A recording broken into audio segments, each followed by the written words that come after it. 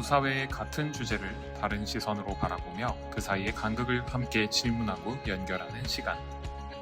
Welcome to Dance Radio for Koreans. 환영합니다. 저는 북유럽의 작은 나라 덴마크의 한국 사람 웨인입니다.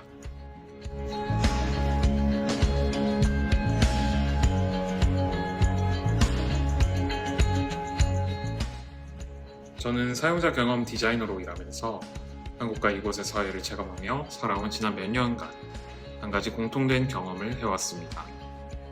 덴마크는 한국에서 복지천국, 희계, 또 세계에서 가장 행복한 나라와 같은 단편적 이미지로 소비가 되고, 반면 덴마크에서 한국은 압축 성장, K문화와 같은 수식으로 단순화되곤 한다는 것이었습니다. 하지만 그 안을 조금만 들여다보면 우리가 보지 못했던 현실의 균열과 충돌, 그리고 그 사이에 서 있는 사람들의 복합적인 경험들이 존재합니다. 팟캐스트 다크는 그 이야기들을 따라가면서 양국의 사회 문화, 노동 교육, 또 종교, 건축, 디자인과 같은 다양한 주제를 비교 문화적 시선으로 풀어내고자 합니다. 오늘은 그 첫 번째 이야기, 노동, 덴마크어로는 아바이더에 대해서 이야기해 보겠습니다.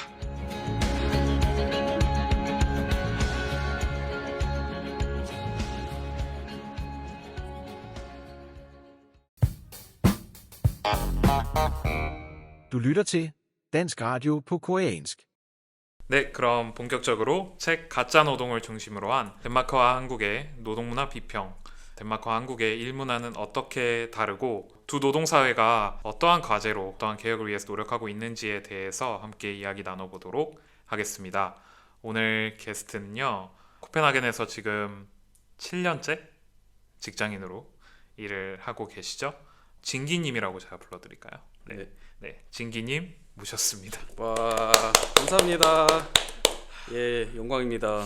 예, 정진기라고 하고요. 저는 이제 나이는 41고 하고 있는 일은 덴마크에서 소프트웨어 엔지니어로 일을 하고 있습니다.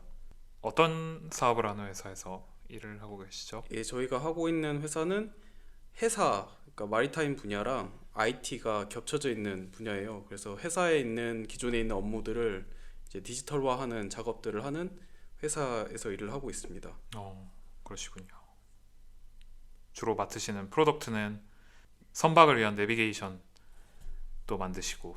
예, 맞습니다. 네, 제가 알기로는. 네, 그런 것도 하고 표준 관련해 가지고 어떻게 선박들이 서로 인증을 할 것인가, 아니면 서비스가 나는 해양수산부야 이렇게 서로 자기를 인증할 수 있는 인증 기술, 그리고 그거에 대한 보안 기술 같은 것도 같이 하고 있죠. 좋습니다. 그러면 책으로 들어가 볼까요? 네, 좋아요. 가짜노동 책 어떠셨나요? 제가 추천드리기 전에 혹시 들어보셨었나요? 아니면 아니요, 들어본 적은 전혀 없었는데, 네, 제목이 너무 재밌던데요. 가짜노동 지금 후속편도 나왔더라고요. 한국에 그 번역도 돼 있고, 진짜 노동이라고. 저는 뭐 그 책까지는 읽어보지는 못했는데, 네, 한국이 워낙 노동 문화가 뭐 후진적이라고 하기는 좀 그렇지만 여튼 조금 극단적인 건 사실이라서 이러한 책들이 더 인기를 끌었던 것 같습니다. 네, 책 속에 준비된 거 저희 번갈아 가면서 한번 읽어볼까요? 제가 먼저 읽어보겠습니다.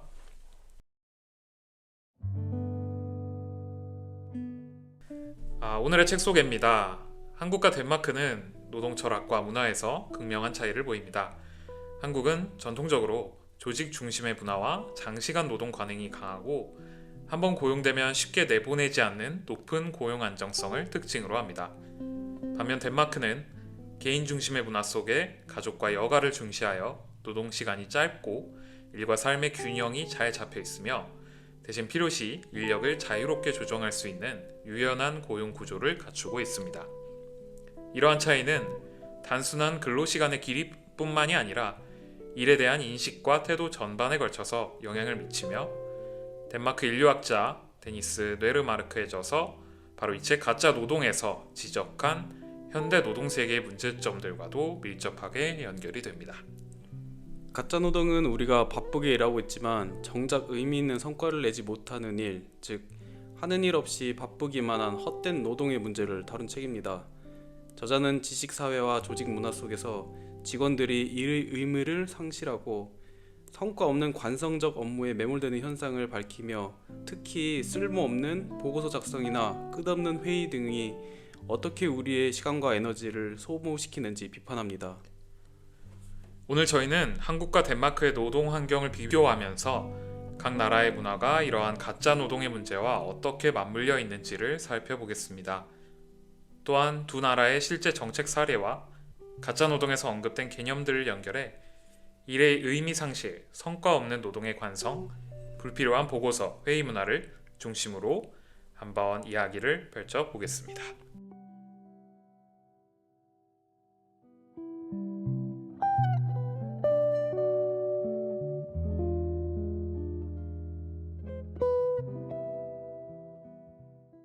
책 소개가 꽤 괜찮으셨나요? 책의 전체 내용을 잘 전적으로 볼 땐? 공감을 해요. 네.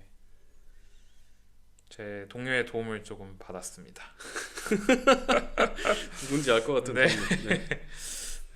저렴한 인건비로 예. 사용하고 있는. 네. 좋습니다. 오프닝 토크 한번 들어가 볼게요. 진기님, 제가 알기로는 저도 그렇지만 한국에서 또 일을 어느 정도 하셨고 또 일을 하시던 중에 덴마크에서 어떤 목적으로 또 넘어오셔서 일을 계속 하시고 계시는, 한국에서는 일을 하시면서 어떠셨어요? 노동 문화라는 개념에 대해서 생각해 보신 적이 있으신지 모르겠지만 그냥 한국에서 일하시는 그 일상이 어떠셨나요?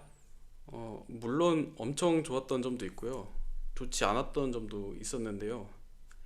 저는 여기 책에서 얘기하는 가짜 노동에 해당되는 것들이 좀 많았던 것 같아요. 제가 한국에서 일했을 때 뭐 덴마크에서도 가짜 노동이 없냐 하면은 뭐 그런 건 아니지만 굳이 필요 없는 뭐 보고서 작성이라든지 아니면은 뭔가 계속 이제 기한을 올려가지고 승인을 받아야 되는 과정들이 모든 프로세스에 있었거든요. 그런 부분들이 많이 소모적이라 생각을 했어요. 그래서 한 번은 앉아가지고 내가 과연 하루에 얼마만큼의 시간을 어떤 거에 쏟는지를 계산을 이제 메모를 다 해봤는데 제가 하는 업무 시간의 3분의 2 정도를 이런 보고서 작성이나 문서 작성 같은 거에 쓰고 있더라고요. 그게 아마 이제 덴마크로 오퍼가 왔을 때, 덴마크에서 이제 오퍼가 왔을 때 덴마크로 가야겠다는 결심을 한 가장 큰 이유 중 하나가 아니었을까 생각이 듭니다. 실제로 그러한 어떤 목적이 상실된 또는 보람이 없는 그런 반복적인 일들에 조금 지쳐서 덴마크에서 오퍼가 왔을 때 뭔가 새로운 노동 문화를 경험하고 싶다 이런 생각이 동기가 되셨던.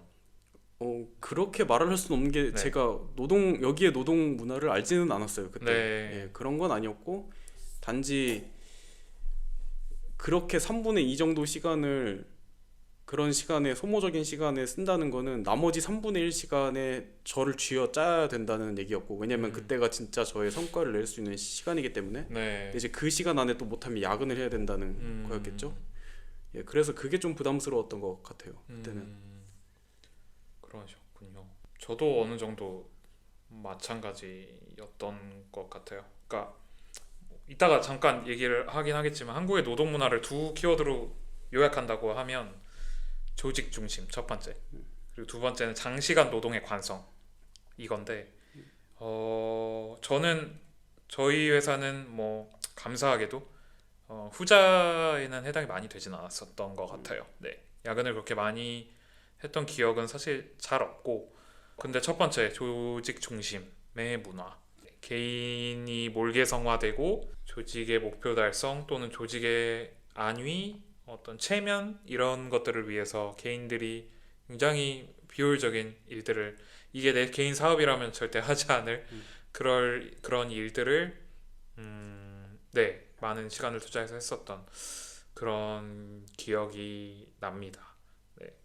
그러면 그 동기가 이곳으로 모든 걸 정리하고 새로 시작하더라도 나는 건너오겠다, 그러한 정말 주된 동기가 되셨던 건가요? 아니면 여러 가지 동기들이 합쳐져서 그런 결정을 어떻게 보면 되게 도전적인 결정이라고 얘기할 수도 있을 텐데 그런 결정을 하셨는지. 예, 뭐 여러 가지 동기가 섞였고요. 그 중에서는 일단 새로운 환경에 도전해보고 싶다는 게 가장 컸던 것 같아요. 제가 오퍼를 받았을 때가 30대 중반이 넘어갔으니까 사실 그 이후에 과연 이런 기회가 또 올 수 있을까 이런 생각도 좀 있었던 것 같고요. 그렇습니다. 지금 일하신 지 한 7년, 저는 한 4년 정도 됐고 네. 거의 2배 가까이 일을 하셨고 지금 뭐 말씀드려도 되는지 모르겠습니다. 나중에 편집할 수 있지만 한 군데서 일을 맞아요. 계속 하셨죠. 네, 그것도 되게 유니크한 케이스라고 말씀을 드릴 수 있을 것 같은데 네. 어떠세요? 처음에 덴마크에 당도했을 때, 일을 딱 시작하셨을 때, 그리고 지금 돌아보시면 본인이 그래도 기대한 바, 처음에 내가 알고 있었던 이곳의 뭐 일문화 많이 알고 계시진 않으셨었겠지만 어떻게 기대한 바를 얻으셨나요? 또는 기대하진 않았지만 의외로 내가 이거는 진짜 만족한다 이렇게 생각하시는 게 있으세요? 예, 일단 제가 가장 기대했던 거는 이렇게 외국에 나와가지고 되게 국제적으로 여러 나라 사람들과 같이 일하는 경험을 쌓고 싶었고 그 부분은 정말 말 그대로 기대한 바를 잘 얻었다고 볼 수 있을 것 같고요. 기대하지 않았지만 엄청 힘들었고 나중에 됐을 때 만족했던 거는 그거였던 것 같아요. 여기에서 처음에 업무 문화를 몰랐으니까 제가 어떻게 행동해야 될지 몰랐던 거예요. 왜냐면 이제 한국이었으면은 저의 그 직책에 따른 기대하는 어떤 모습이나 그 성향 같은 게 있거든요. 근데 저는 이제 여기에서 제가 어떤 위치에 어떻게 되는지 몰랐기 때문에 그걸 제 동료한테 물어봤죠. 그러니까 동료는 그냥 뭐 다른 거 별거 없고 그냥 너의 그 본연의 모습대로 행동하면 된다라고 조언을 줬어요. 근데 그 조언을 받고 한 3개월 정도는 슬럼프에 빠졌던 것 같아요. 왜냐면 제가 그러니까 온전히 그냥 정진기로서 있었던 적도 없었고 어떻게 해야 될지도 몰랐거든요. 그래서 사실 그게 굉장히 어려웠지만 지금은 이제 완전히 그거에 적응을 했다고 볼 수 있겠죠. 근데 제 모습을 찾고 나서 여러 가지 면에서 저의 자신감이나 자존감이 높아진 것 같다는 생각이 듭니다. 그게 이제 저의 이 덴마크 생활에서 가장 만족하는 점이라고 할 수 있을 것 같아요. 제 경우에는 모르겠어요. 조금 다른 얘기일 수도 있는데 저도 그런 얘기를 처음에 왔을 때 듣긴 했어요. 너가 편한 방식으로 일을 하고 리포트도 매니저한테 하고 그렇게 해라. 그 정도만 해도 사실은 많은 덴마크 직장인들이나 뭐 유럽에서 오는 익스팻들과 비교해서도 진짜 못해도 평균은 갈 거다라는 얘기를 듣고 뭐 또 뭐 신입이었으니까 되게 열심히 했었죠. 그러니까 제가 한국에서 회사를 다닐 때 배웠던 열심히 하는 방식으로 일을 했었죠. 뭐 9 to 6도 뭐 여기는 9 to 거의 4나 5니까 그래도 그 정도는 꼭 채우고 전 특히 보고서를 만들 때 이따가 얘기도 하겠지만은 템플릿 맞추고 어젠다 세팅을 되게 구조적으로 하고 그리고 이걸 토대로 제가 프레젠테이션을 할 때도 조금 준비된 듯한 모습을 보여주려고 노력을 많이 했었던 것 같아요.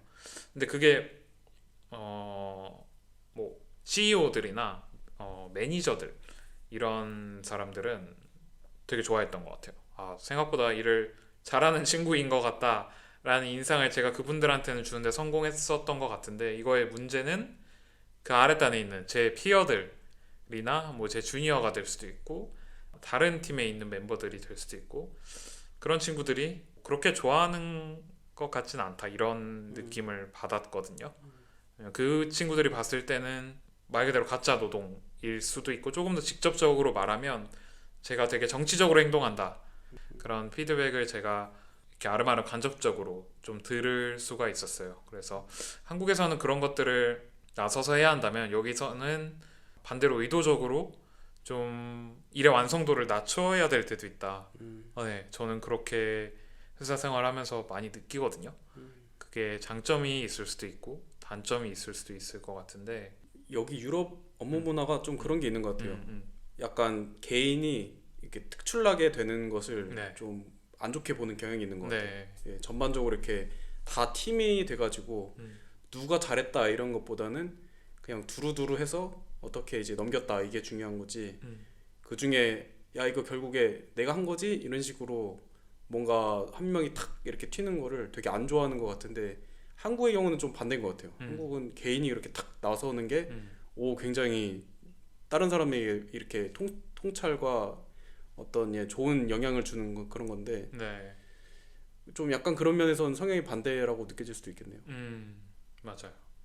그래서 모르겠습니다. 지금 얘기하기에 조금 이른 결론일지 모르겠지만 개인의 성장 욕구 대 이 유럽에서의 그런 모든 인원들이 어느 정도 평준화되어야 하는, 그렇지만 그 가운데서도 굉장히 유연하게 또는 글쎄요 영악하게라고도 할 수 있을까요? 개인의 포텐셜을 매니저에게 다른 동료들의 눈이 거슬리지 않는 수준에서 보이는 방법, 그것도 참 한국에서 노골적으로 열심히 하고 노골적으로 잘 보이는 것만큼 어렵다, 그런 생각을 좀 하는 요즘이에요 저는.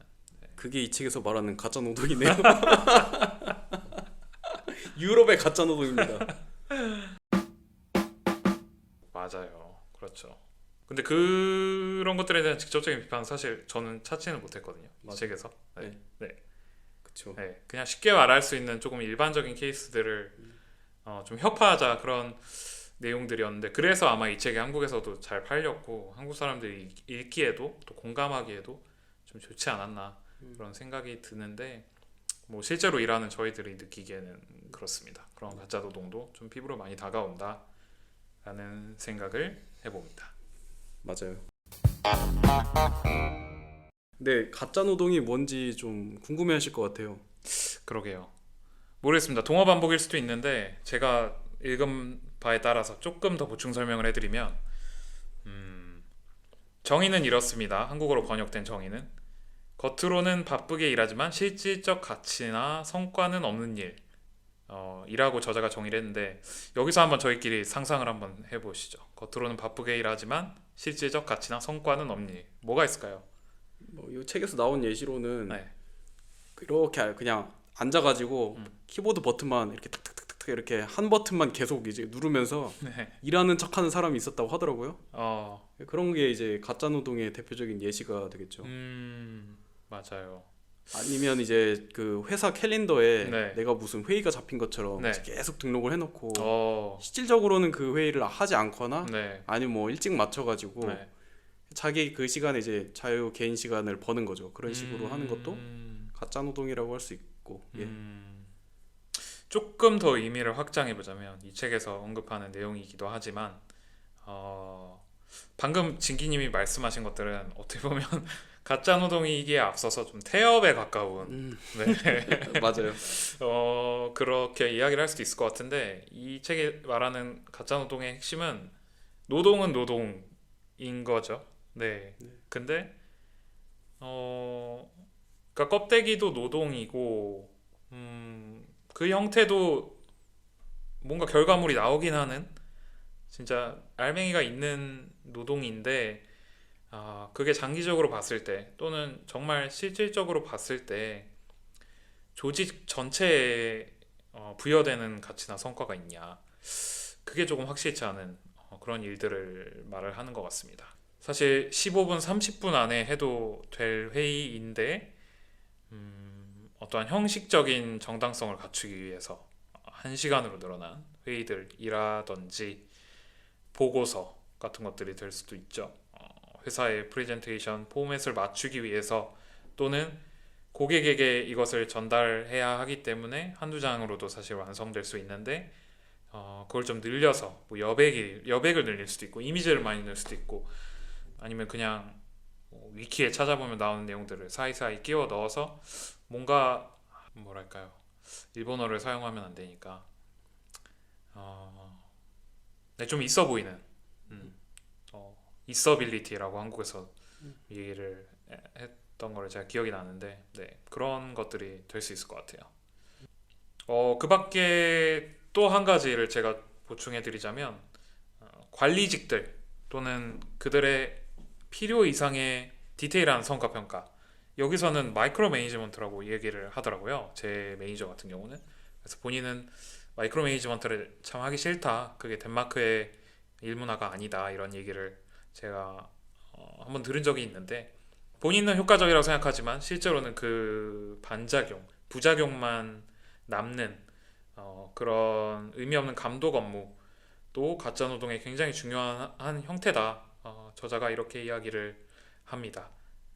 그런 것들이 너무 많아지면 조직이 일이 왜 필요한지에 대한 조직원들의 목적 의식이 흐려지고 실제 성과와 무관하게 관성적으로 하던 업무를 계속하는 분위기가 형성이 된다. 그리고 한 번 이 분위기가 형성이 되면 그것을 깨는 것이 쉽지가 않다. 라는 점을 저자가 이야기를 합니다. 그렇죠. 제가 궁금한 게 네. 그러면 웨인님은 지금 현재 가짜 노동을 하고 있지 않다라고 말씀하실 수가 있나요? 저는 여전히 가짜 노동을 하죠. 네. 저도 하거든요. 네. 이게 제가 궁금한 부분은 이 책을 읽으면서 전반적으로 그러면 가짜 노동이 없을 수가 있나라는 생각도 좀 들었어요. 가짜 노동이라는 게 생길 수밖에 없다고 하면 네. 물론 이 책의 결론은 그런 가짜 노동을 줄여야 된다라는 게 이제 궁극적인 결론이겠지만 그러면 어떤 방식으로 가짜 노동을 줄일 수가 있는지 제가 여기에서 책에서 봤던 그 흐름으로는 이제 대표적으로 공격을 받는 업종이 아까 말씀하신 관리직 아니면 인사팀 이런 쪽이 이제 대표적이었거든요. 네. 그쪽은 없으면 안 돼요. 사실 없으면 조직이 돌아가지 않지만 맞아요. 이제 조직이 성장하면 성장할수록 이제 초반에 굉장히 많이 필요로 하다가 어느 순간이 돼서 조직이 시스템화되고 안정화되면 사실 그렇게 많은 인력이 필요로 하지 않은 부서가 되죠. 근데 이제 본인들이 인사권을 쥐고 있으니까 그거를 자기 본인 자리를 지키기 위한 그런 어떤 이유들을 만들어낸다라고 이 책에서는 설명하고 있는데 네. 그냥 그 흐름으로 보면은 이제 처음에는 당연히 다 진짜 노동으로 이 기업의 가치를 계속 만들어 나가다가 이제 조직이 커지고 이제 관료화되면서 이런 가짜 노동들이 만들어질 수밖에 없는 구조가 되는 것 같아요. 그러면 역설적으로 이 회사가 어떤 큰 개혁을 이제 주기적으로 하거나 하면서 그 가짜 노동을 어떤 부분이 가짜 노동인지를 인지하고 이거를 잘라내는 그런 개혁 같은 거를 해낼 수 있는 기업들이 가짜 노동을 진짜 궁극적으로 줄일 수 있지 않을까. 나라 입장에서는 나라도 마찬가지로 그런 어떤 프로세스가 있어야겠죠. 그런 거에 대해서는 어떻게 생각하세요? 저도 동의합니다. 사실 뭐 저희 둘 다 IT 컴퍼니에서 일을 하고 있고 저도 뭐 타이틀은 디자이너지만 실제적으로는 엔지니어의 일종이죠. 디자이너들도. 근데 엔지니어들이 되게 그냥 농담 반 진담 반 삼아서 하는 이야기들이 그런 스태프 직군들에 대해서 참 하는 일 없다. 그리고 참 이렇게 성과 보여주기 쉽다.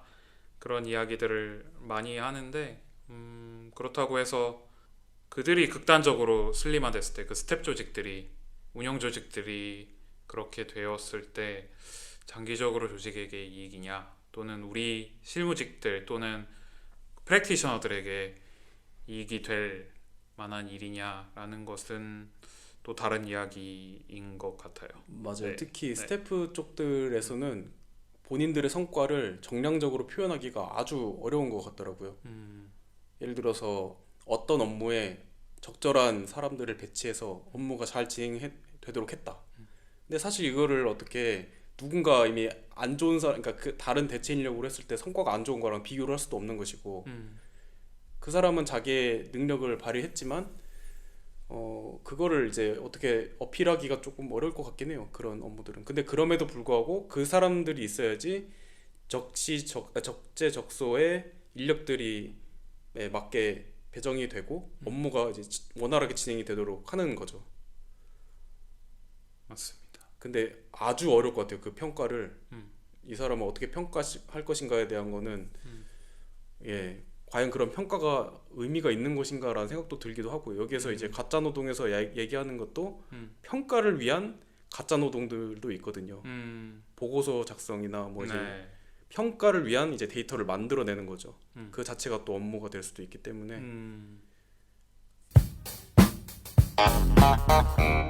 Du lytter til Dansk Radio på koreansk.